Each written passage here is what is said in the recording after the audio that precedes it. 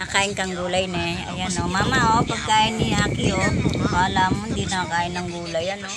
Kain ng gulay yan. Sarap-sarap ng gulay na yan. Kalabasa, tsaka lukbati.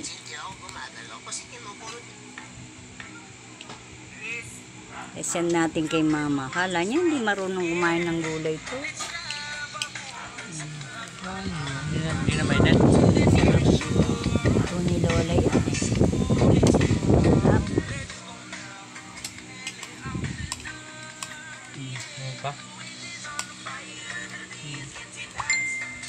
Tito Baby nga yata hindi nakain ng gulay eh.